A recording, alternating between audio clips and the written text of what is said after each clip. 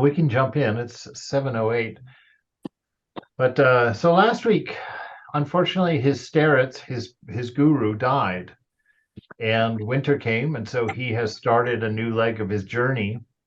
But he's mentioned a couple of things that have changed. He mentions that he's not walking along lost in thought anymore, lost in being concerned about where he's going to be and how he's going to get what he needs and all of that. But he says that now he's walking in a great joy because his mantra, his mantra is part and parcel of his awareness now. I mean, he's uh, thinking of God all the time, and that presence, which is our divine nature. After all, we've got that image of God in there. When we become aware of that image of God, when we've actually identified it and we know that we know ourselves to be that, that is a source of continual, steady uh, uh, contentment. That nothing else is needed. And it becomes an oasis that you can access anytime the mind gets restless or the body gets restless, when they start asking for their favors and when they start putting up their demands. Instead of being forced into a cycle of having to continually serve them and give them their demands, you can take refuge within. You can be content without having to go and earn it, as it were. And interesting too, his last sentence from last week, he says, everybody was kind to me. It was as though everyone loved me. And I can attest to this. Not that everybody loves me. I can attest to this, yes, that everybody's kind and loves me. But this notion that being the change that you want to see in the world, if you test it, it works. I've told that story many times about when I was in LA. So here we have some written experience speaking of the same. That when you have that name of the beloved repeating within, when you've silenced your egoistic mind, you put off a very different energy, a very different vibe. You're much more approachable. You're much less irritable. You're much less defended, and so people sense that, and people will unfold accordingly around you. And so it's a beautiful symptom of spiritual growth, is living in a more loving world. And so he goes on to say, then it occurred to me to wonder what I was to do with the money I had earned by my care of the kitchen garden. What good was it to me? Of course, he only got $2 for it, or 2 rubles. So, he's a great monk. You can see that renunciation. He's like, well, gosh, I got this money from doing that garden. What good is it to me? Yet, stay, I no longer had a starets or a guru. There was no one to go on teaching me. Why not buy the Philokalia and continue to learn from it more about interior prayer? Gosh, that reminds me of that sadhu.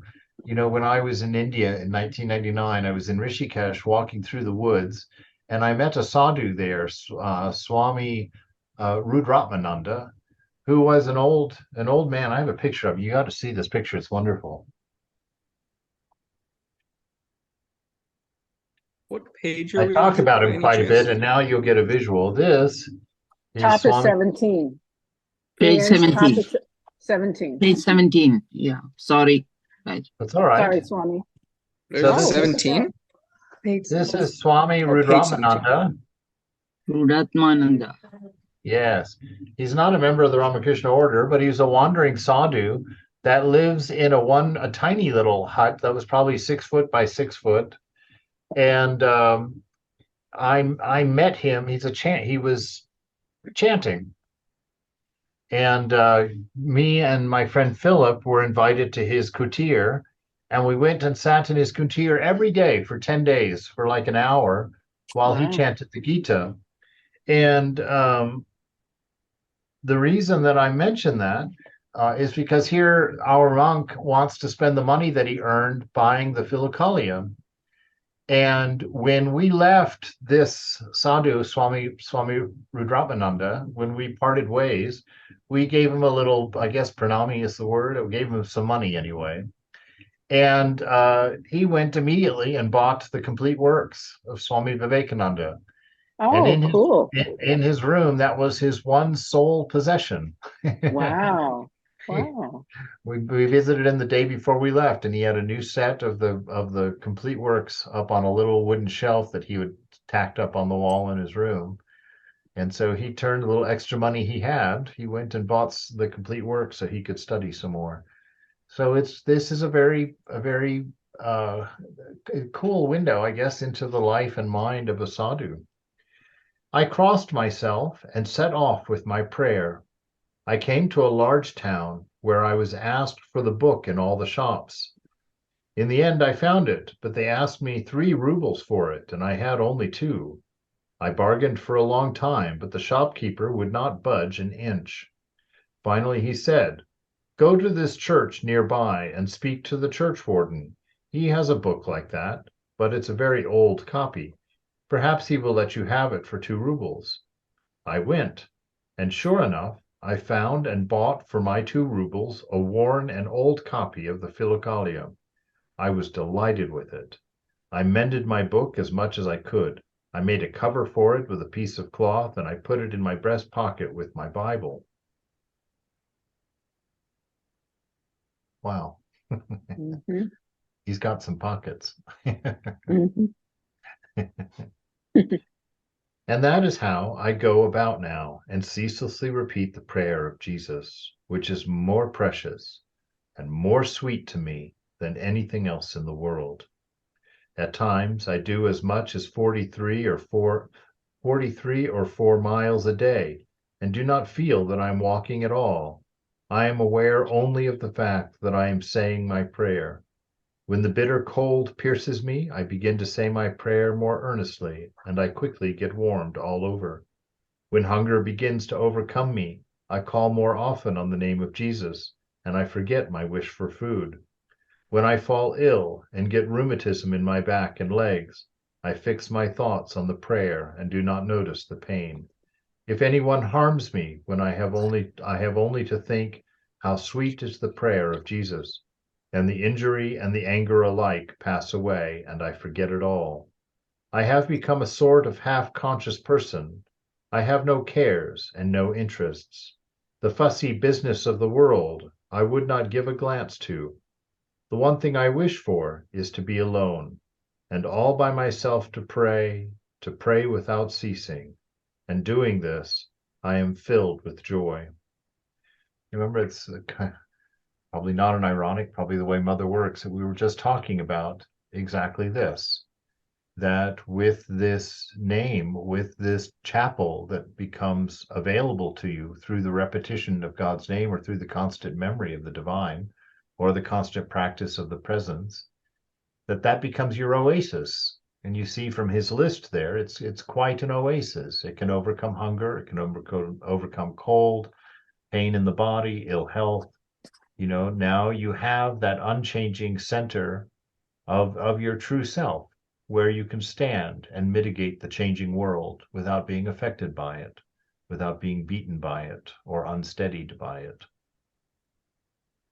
So he's filled with joy, filled with bliss. And that's the challenge to these things. It's like when we sit up front and we think, oh, sit there and imagine God every day and have to say that, repeat the same name over and over and over again. Didn't Paul say not to follow those who vainly repeat the name? Mhm. you know? And it's like, of course, it's funny because, most of the time that verse is taught that it's not good to repeat the name.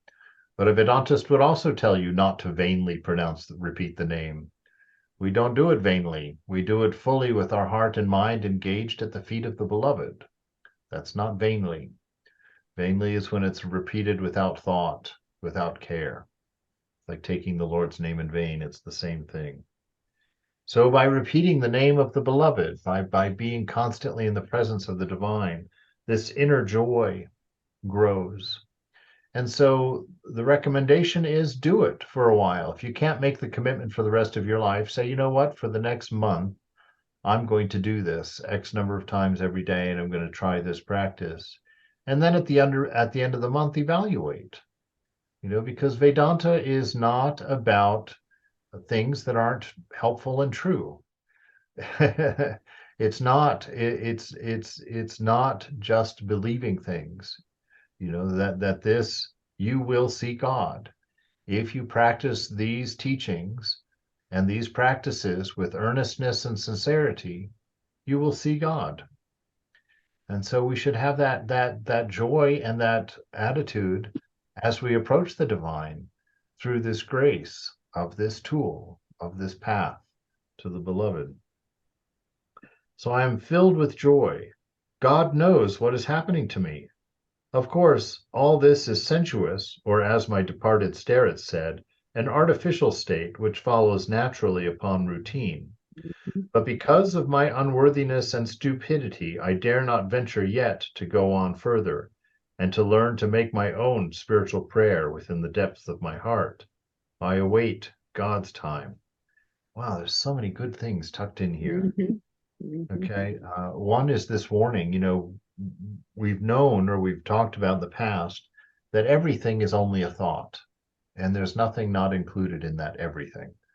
Everything is only a thought. You touch the desk, you think, well, that's not a thought. Well, yes, it is. You took the sensations of what the fingers were feeling, and you cross-referenced it with things that have come into your mind through your eyes and your ears, and you've determined, oh, I'm hitting a table, right? But in fact, all of that happened, all of that thinking, all of that conclusion, you came through by considering only thought. So you received only thought. And so we live in a world of thought, and it's the world we think is real. But you see here that even as you start on the spiritual path, you definitely will feel that inner bliss. You will definitely feel that inner joy, that inner calmness. You definitely will see these changes. But it's always very important when that's going on, even in your practice. Excuse me. When you're sitting there in your practice and it's feeling good, you get that warm glow in the shrine of your heart. Don't pay attention to it. That is not why we do our practice. That is not what we're looking for. It's a very nice thing. It's a very positive thing. It's a wonderful thing, but it is not the thing. We don't want to change one world of thought for another world of thought. We want the real. We want the one without a second. So you see how he just lays that out there. He says that he understands that this is just, if you do it for feeling, if you do it for a response, you're just a merchant. You're not a spiritual seeker, right? We want that companionship, that lost self in God, right? We don't want an ego that sits there considering how nice it is, how comfortable it is, how sweet it is. Even that we want to go away. We just want to be intimately with the divine. And he talks that this eagerness to go farther, he's careful not to turn his spiritual life into an ego pursuit. He knows there's more. He knows that he's got that even more experiences and more amazing things lie ahead. But he sits there and says, I am not going to pursue them as an ego clutching at something. God will bring me there in God's time, right? So it is ours to make ourselves available to God. It's not ours to judge our practice. It's not ours to consider how much or how little we do. It's not ours to consider the quality of our efforts. We just simply sit down and do our practice sincerely and earnestly. And it's up to the beloved. Whatever comes, even if it's nothing, we still sit and do our practice. Even if there's no reward, even if we don't seem to be making any headway, you know. And quite often we run into that in life, you know. Sri Rama or God sometimes doesn't answer and does keep it quiet for a while. Remember Swamiji and Ramakrishna? Ramakrishna was concerned that maybe Swamiji is just coming there because he's being nice to him and because he feeds him and because he gives him attention. So he decides for over a month he's not even going to look at Swamiji, right? And Swamiji just kept coming. He didn't care. And finally, after more than a month, Ramakrishna turned to him and says, "What's wrong with you? I haven't even looked at you for a month and you still come here. Why are you here?" And Vivekananda says, "I don't come here to get anything from here. I come here because I love you. I love being here." And so we just kept coming, and Ramakrishna was just thrilled. Mhm. You know, that's the right spirit. We love God. We love the divine. We love love. And so we do our practice because we would do it no matter what, right?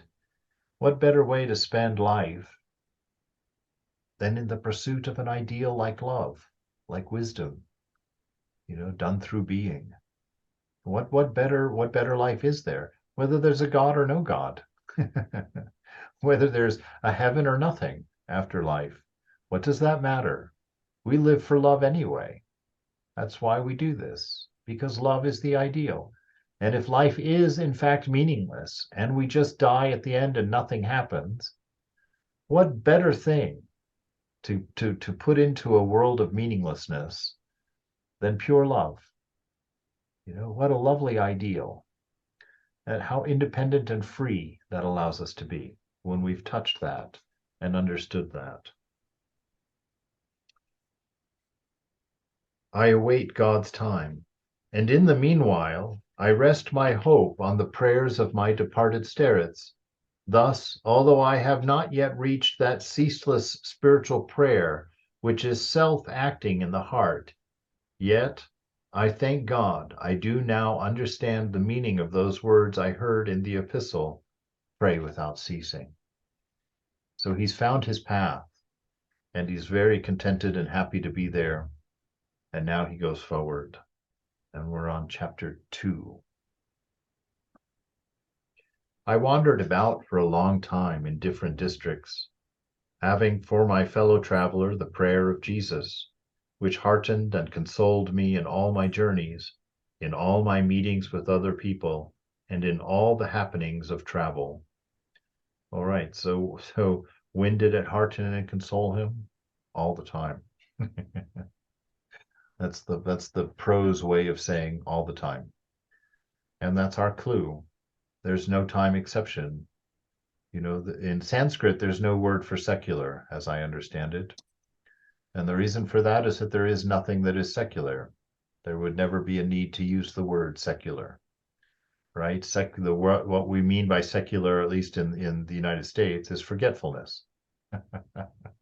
Forgetting God, forgetting morality, forgetting right and wrong. That's secular.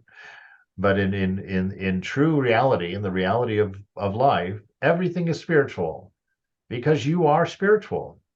That's your nature. That's what you are. And so life is spiritual. Our life is practice. Our life is an interaction. At the beginning, anyway, it's an interaction with the divine, with God, right? In the end, it's one without a second. We come to our understanding. We find that image of the divine within, and we realize that we were just a mirror, that there was nothing more than a mirror, and God reflected off of our mind, and we lived in it. And we experienced all of this through the power of the beloved, through the company of the beloved. But I came to feel at last that it would be better for me to stay in some one place in order to be alone more often, so as to be able to keep by myself and study the Philokalia.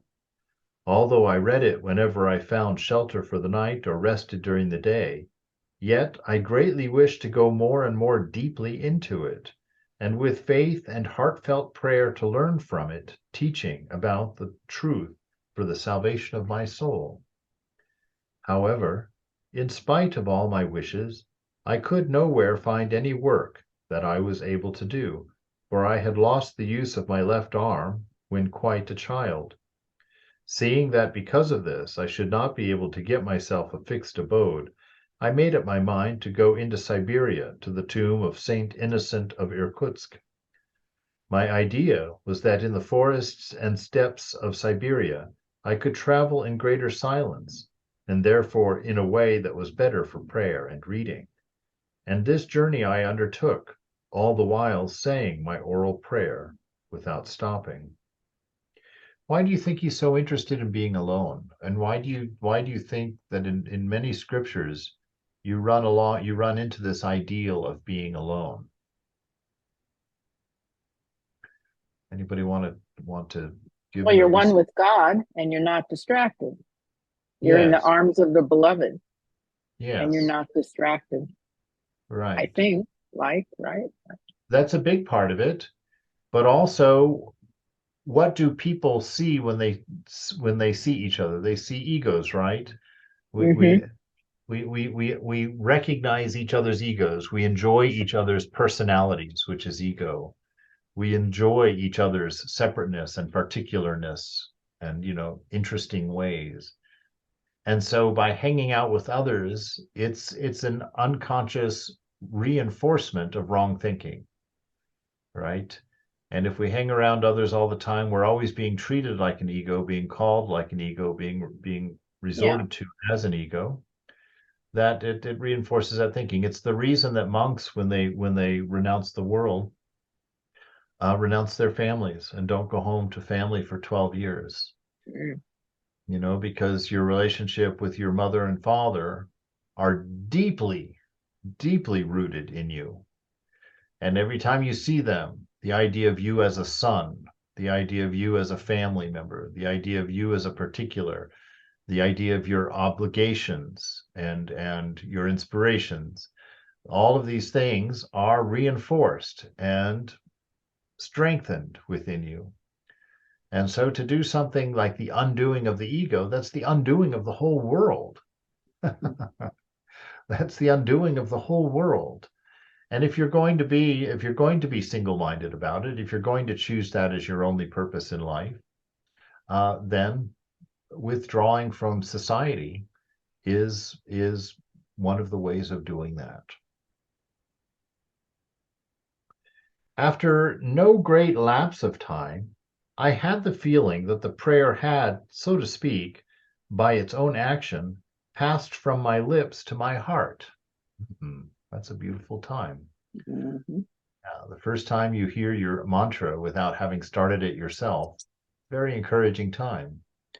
When you know that that's there, you'd be walking along and all of a sudden you realize that you're chanting the name of God and you never officially started it. That's beautiful.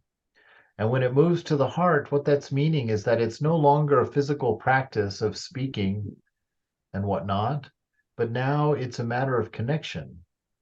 Now the presence is coming about, and that feeling, that those warm, cuddly feelings that you have at first have matured into a firm relationship with the divine. So it moves into the heart. You move into the shrine of the heart.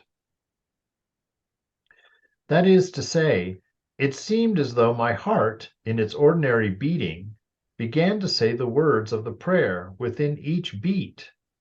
Thus, for example, 1, Lord, 2, Jesus, 3, Christ, and so on. I gave up saying the prayer with my lips. I simply listened carefully to what my heart was saying. Mm-hmm. This is what happens as we slowly purify. The ideas of me and mine and all the agitation of the mind that causes subsides. And we begin to say, not me, but you, not I, but thou, right? Just like Thakur says, that in the end, the mature sage, it's all about thou, thou, thou, thou. There is no me and mine anymore. I simply listened carefully to what my heart was saying. It seemed as though my eyes looked right down into it, and I dwelt upon the words of my departed starets when he was telling me about this joy. Then I felt something like a slight pain in my heart, and in my thoughts so great a love for Jesus Christ that I pictured myself, if only I could see him, throwing myself at his feet and not letting them go from my embrace, kissing them tenderly, and thanking him with tears for having his love and grace allowed me to find so great a consolation in his name, me, his unworthy, his sinful creature.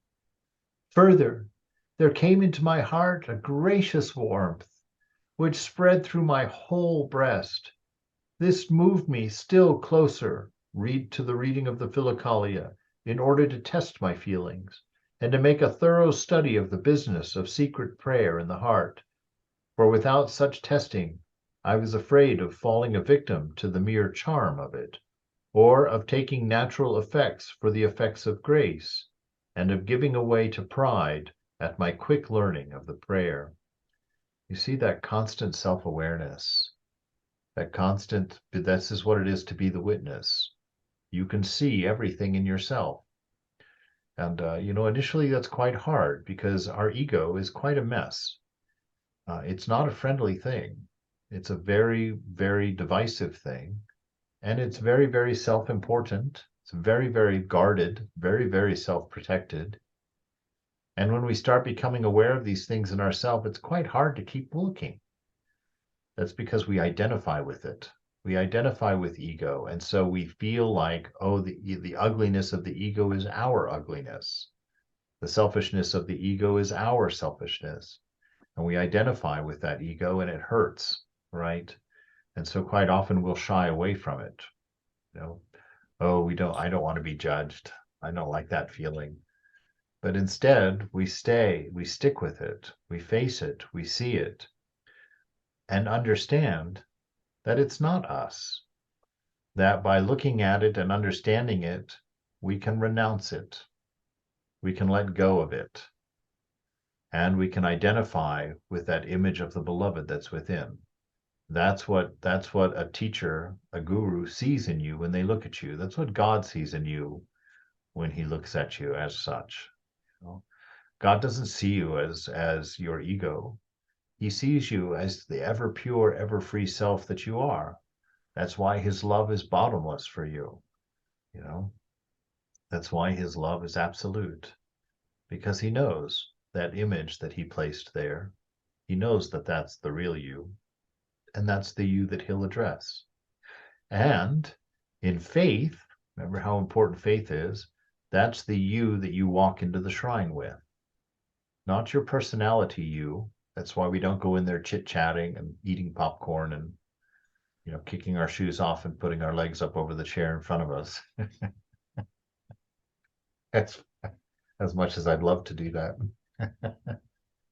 But then we don't do that. Why? Because we go in there with our identity firmly rooted as best we can in the image of God that's within. And we begin singing the song of our mantra to remind ourselves and to guard the mind and to keep ourselves quiet and to keep ourselves from identifying with all the interesting things that change in the mind all the time. And we go forward. And so we have to constantly watch ourselves to make sure that we're not becoming proud of our practice, that we're not becoming proud of our religion, we're not becoming, identified with something different, right? If we just keep identifying with something different, what's the value?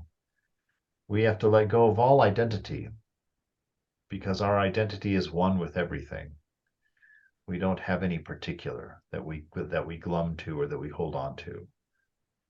Every relationship is beautiful to us. Every human being is beautiful to us. Every act of service is available to us. And so we try to go for that equanimity the way that God does with the rain and the sun, right? He doesn't just rain on good people. He doesn't just shine the sun on people he loves. He loves everyone. So this moved me to a still closer reading of the Philokalia in order to test my feelings and to make a thorough study of the business of secret prayer in the heart. For without such testing, I was afraid of falling a victim to the mere charm of it, right? Just the enjoyment of saying the name, You do it just for the enjoyment. Well, if you're doing that for the enjoyment, you're stuck again. You're just doing something for a payment. You're just doing something for a result, right?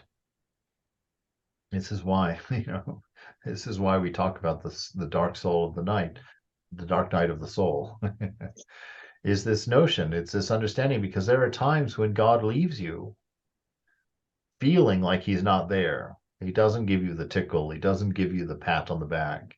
He just lets you do your practice because you have to build that tenacity. You have to build that understanding. This is not for something. This is not a gaining idea. Right? I was afraid of falling a victim to the mere charm of it, or of taking natural effects for the effects of grace, and of giving way to pride at my quick learning of the prayer. It was of this danger that I had heard my departed starets speak. For this reason I took to walking more by night, and chose to spend my days reading the Philokalia sitting down under a tree in the forest. Ah, what wisdom, such as I had never known before, was shown to me by this reading. Giving myself up to it, I felt a delight which till then I had never been able to imagine.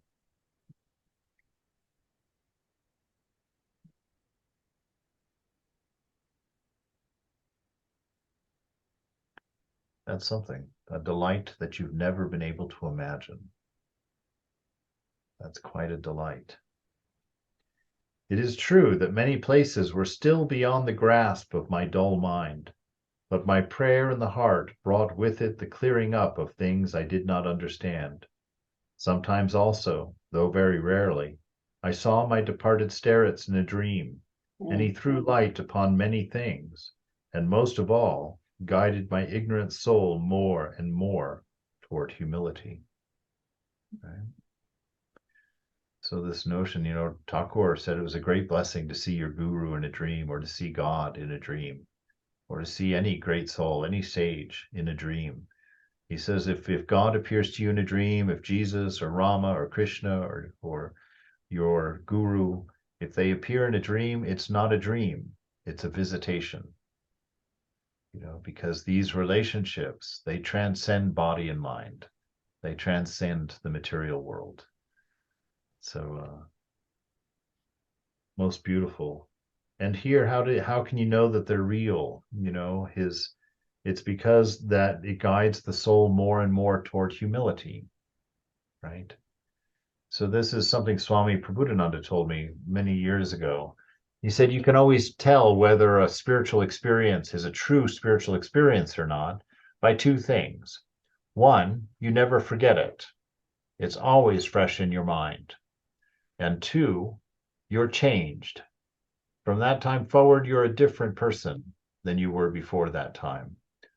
So these spiritual experiences, they are deeper and more real than sense experience, right? Because they happen directly to the soul, to the self, inwardly. They don't go through the interpretation of mind and senses. God comes directly to you inside the chapel, inside the temple of the body. The divine comes and works with you, sees you, speaks with you, touches you in ways, and moves you and guides you in ways that are very, not just effective, their effectiveness itself. So it's very good to guard our hearts like this, to watch and test what we are, why we're doing things, keep ourselves pure, always keep that eye open and objective inside.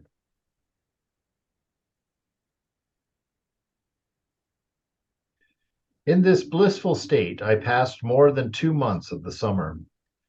For the most part, Eckhart Tolle also says, when he had that first realization of his, he sat on a park bench for months, unable to do anything else because he was so blissed out. He was so intoxicated by the presence of the divine that he couldn't do anything but sit on the park bench for months. In this blissful state, I passed more than 2 months of the summer. For the most part, I went through the forests and along bypaths. When I came to a village, I asked only for a bag of dried bread and a handful of salt. I filled my bark jar with water, and so on for another 60 miles or so. Toward the end of the summer, temptation began to attack me, perhaps as a result of the sins on my wretched soul, perhaps as something needed in the spiritual life, perhaps as the best way of giving me teaching and experience. A clear case in point was the following. One day, when I came out onto the main road as twilight was falling, 2 men with shaved heads who looked like a couple of soldiers came up to me. They demanded money. When I told them that I had not a farthing on me, they would not believe me and shouted insolently, "You're lying. Pilgrims always pick up lots of money." "What's the good of arguing with him?" said one of them, and gave me such a blow to the head with his oak cudgel that I dropped senseless. I do not know whether I remained senseless long, but when I came to, I found myself lying in the forest by the roadside, robbed. My knapsack had gone. All that was left of it were the cords from which it hung, which they had cut. Thank God they had not stolen my passport, which I carried in my old fur cap, so as to be able to show it as quickly as possible on demand. I got up, weeping bitterly, but not so much on account of the pain in my head as for the loss of my books, the Bible and the Philokalia, which were in the stolen knapsack. So you see how not anywhere in that paragraph there did we read "why me." Right? Nowhere did we read "why me," because the inner consolation is still there. And that becomes the important thing. The effects of the world become secondary. We see this in several examples in Ramakrishna's life when, well, of course, there's that story when the untouchable came into his room and he fell down on the floor. Ramakrishna fell down on the floor and prostrated before him. And of course, the untouchable, the Shudra, was mortified at that. What have you done to me? Look at the karma you've put on my head, that you, a holy man, would bow down to me. And what did Ramakrishna say? Ramakrishna said that, no, it's not like that. He says, when you came in, I saw the divine, and I prostrated naturally before the divine. It took me several minutes before I saw you as you see yourself. So it's like the world is different for you. You are actually inhabiting a different space, seeing the world differently. We see it too with Vivekananda when he had one of his samadhi episodes, that for days he said he would walk around Calcutta banging his head on the iron fence by his house to make sure that it was real, because he had touched that space inside. He wasn't so sure about the sense world anymore. You see, when you begin to actually see that everything is only thought, when you actually begin to see that your place in this world is just an idea, it begins to seem a little unreal, and you have to convince yourself of it. You see how the cars switch. In the beginning, you have to convince yourself of the reality of the divine and the reality of spiritual experience, that these spiritual truths of one without a second, how can they possibly be true? How can this really happen? But then as you grow in this practice, as your inner world becomes your world, right?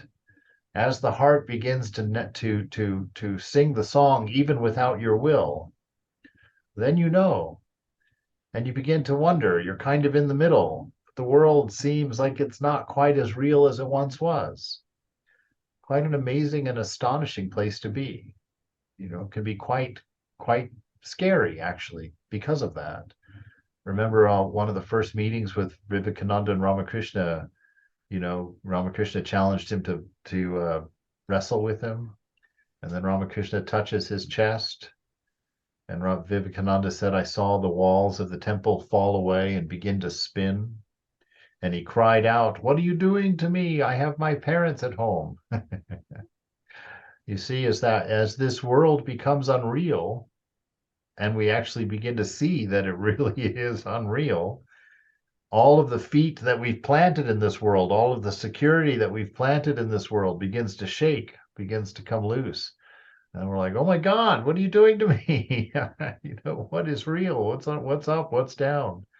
And this is why faith is so important, that trust in love, that the mother is bringing you forward, that the divine is bringing you forward and is training you and showing you secrets of your existence, of existence itself. And you've got to have that faith, otherwise it stops, right? Vivekananda was doing that meditation and he saw Buddha walk into the room to sit with him to meditate. And he got so terrified, he runs out of the room. And then he runs out of the room and he realizes, what an idiot I am. That was Buddha. Why did I run out of the room?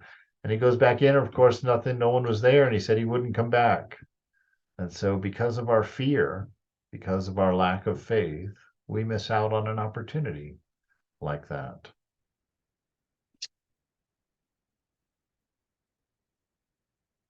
So he's been robbed of his books. He says it would have been better.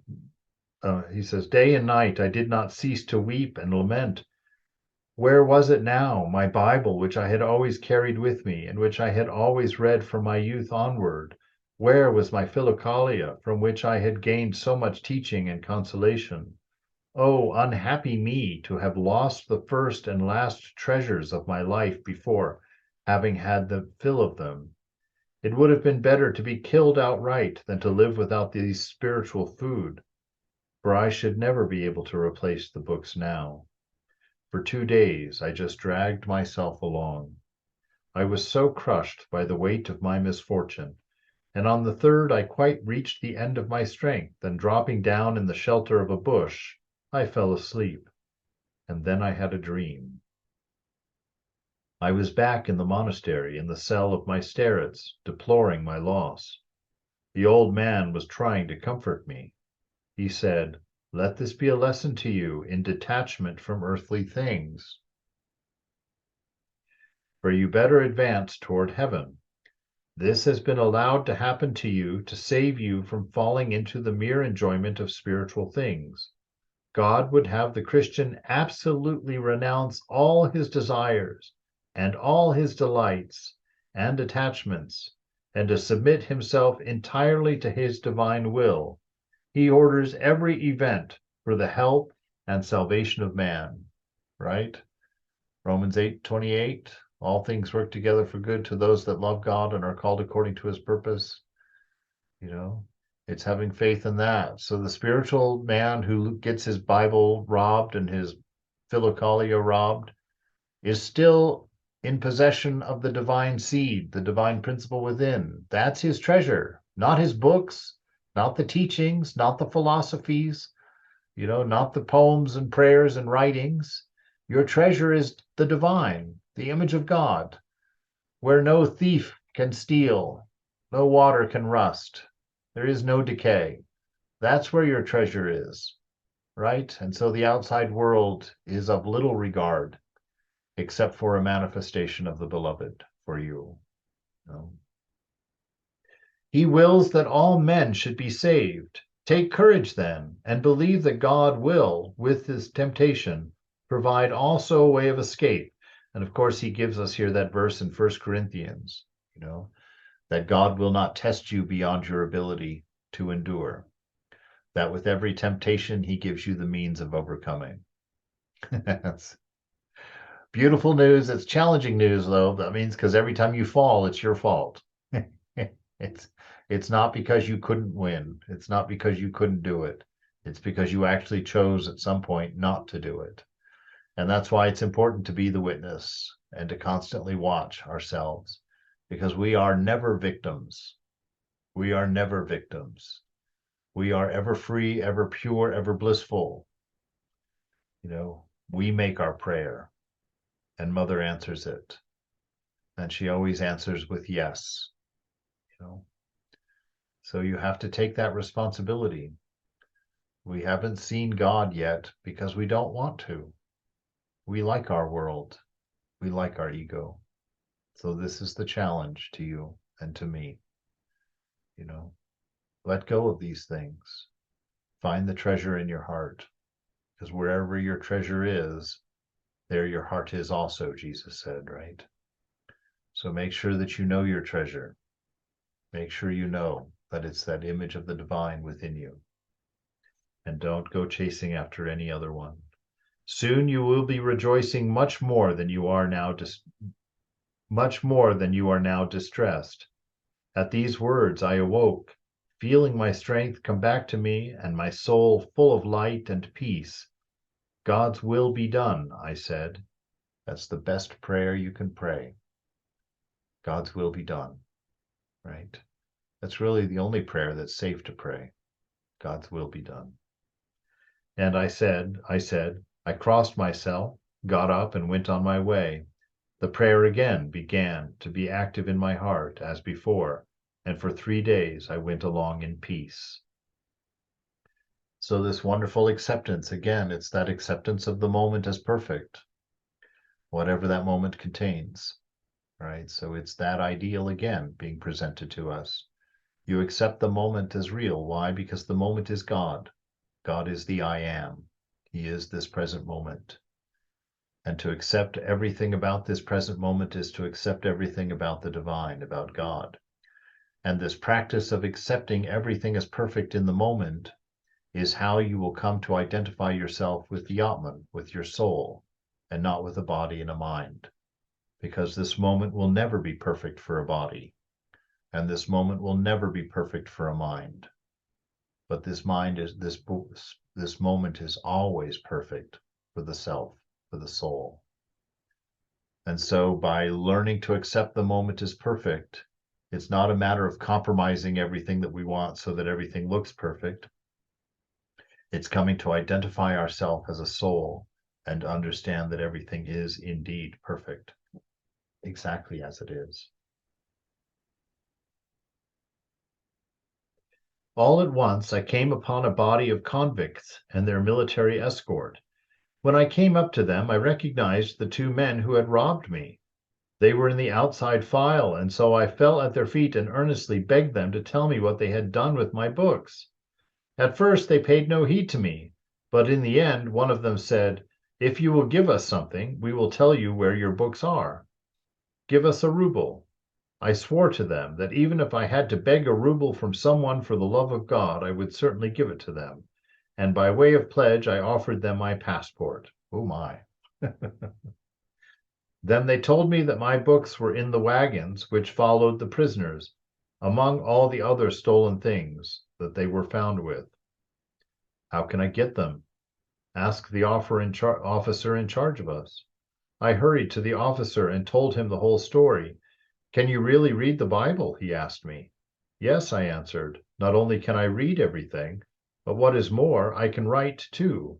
You will see a signature in the Bible which shows it's mine, and here is my passport showing the same name and surname. He then told me that the rascals who had robbed me were deserters living in a mud hut in the forest, and that they had plundered many people, but that a clever driver whose troika they had tried to steal, had captured them the day before. All right, he added, I will give you your books back, if they are there, but you come with us as far as our halting place for the night. It is only a little over 2 miles. Then I need not stop the whole convoy in the wagons just for your sake. I agreed to this gladly, and as I walked along at his horse's side, we began to talk. Mother's up to something. You can always tell. I saw that he was kindly and honest fellow, and no longer young. He asked me who I was, where I came from, and where I was going. I answered all his questions without hiding anything, so that we reached the house which marked the end of the day's march. He found my books and gave them back to me, saying, Where are you going now night has come on? Stay here and sleep in my anteroom. And so I stayed. Now that I had my books again, I was so glad that I did not know how to thank God. I clasped the books to my breast, and I held them there so long that my hands got quite numb. I shed tears of joy, and my heart beat with delight. The officer watched me and said, You must love reading your Bible very much. But such was my joy that I could not answer him. I could only weep. Then he went on to say, I also read the Gospel regularly every day, brother. He produced a small copy of the Gospels, printed in Kiev and bound in silver, saying, Sit down, and I will tell you how it came about. Hello there, let us have some supper, he shouted. We drew up to the table and the officer began his story. Ever since I was a young man, I have been with the army in the field and not on garrison service. I knew my job, and my superior officers liked me for a conscientious second lieutenant. Still, I was young, and so were my friends. Unhappily, I took to drink, and drunkenness became a regular passion with me. So long as I kept away from drink, I was a good officer, but when I gave way to it, I was no good for anything for 6 weeks at a time. They bore with me for a long while, but the end of it was that after being thoroughly rude while drunk to my commanding officer, I was cashiered and transferred to a garrison as a private soldier for 3 years. I was threatened with still more severe punishment if I did not give up this drinking and mend my ways. Even in this miserable state of affairs, however much I tried, I could not regain my self-control nor cure myself. I found it impossible to get rid of my passion for drink, and it was decided to send me to a disciplinary corps. When I was informed of this, I was at my wits' end. I was in barracks occupied with my wretched thoughts when there arrived a monk who was going round collecting for the church. We each of us gave him what we could. He came up to me and asked me why I was so unhappy, and I talked to him and told him my troubles. He sympathized with me and said, the same thing happened to my own brother, and what do you think helped him? His spiritual father gave him a copy of the Gospels with strict orders to read a chapter without a moment's delay every time he felt a longing for wine coming over him. If the desire continued, he was to read a second chapter, and so on.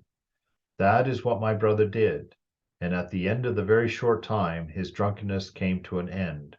It is now 15 years since he touched a drop of alcohol. You do the same, and you will see how that will help you. I have a copy of the Gospels, which you must let me bring you. I listened to him, and then I said, how can your Gospels help me, since all my efforts of my own and all the medical treatments have failed to stop me from drinking? I talked in that way because I had as yet never been in the habit of reading the Gospels. Don't say that, replied the monk. I assure you that it will be a help. As a matter of fact, the next day he brought me this very copy. I opened it, took a glance, and said, I cannot accept it. I am not used to Church Slavonic and don't understand it. But the monk went on to assure me that in the very words of the Gospel there lay a gracious power, for in them was written that what God himself had spoken. It does not matter very much if at first you do not understand. Go on reading diligently. A monk once said, if you do not understand the word of God, the devils understand what you are reading and tremble. And your drunkenness is certainly the work of devils. And here is another thing I will tell you. St. John Chrysostom writes that even a room in which a copy of the Gospel is kept holds the spirits of darkness at bay and become an unpromising field for their wiles. So there you are. This is how you become the man or woman that you want to become. Right? You keep constantly the thought of God before you. Anytime that you come up with plans for fighting your battles, right? It's like, so any time that your vice comes up into your mind, counter it. That's how we do it. We counter our evil with good. We can't counter hate with love, right? You do the opposite. And in time that becomes a habit. And habits are what build character, according to Swamiji. Good habits build good character, bad habits build bad character. So, it's one of the things, if you have a particular vice or weakness that you simply can't overcome, that simply won't go away, it's not because you're a terrible person. It's because God has given you a way to think of him always, and you haven't used it for that yet, right? You've used your longing for drink to go get drink. But really the reason that mother put that longing for drink in you is so that eventually it would bring you to her. You would realize weakness. You would realize your need for the divine, for the beloved. So you see, even your weaknesses are given to you as a gift. If you don't see them that way, then it's time to do some work. Time to grow in understanding, that everything given to you is for your good. All things work together for good to those that love God. That is the way. So if you've got a weakness, counter it with a strength. Counter it with the thought of God. Counter it with practice, and go forward. All right. That's our hour with our pilgrim for this week. Any questions? Surely. Any concerns or ideas that you want to share? Very good. It's very exciting. There's some great stuff in there. Good stuff to use. If you think about it, if you camp on it a little bit, you've got something to be very excited about. We got a couple of really great pieces tonight for life. So a great opportunity. So Thank you, Maharaj. yes, indeed. Be well. Time off. Thank you, Swamiji. Thank you. Good night, you. everybody. Good night. Be Good well. night. Good Good night. night.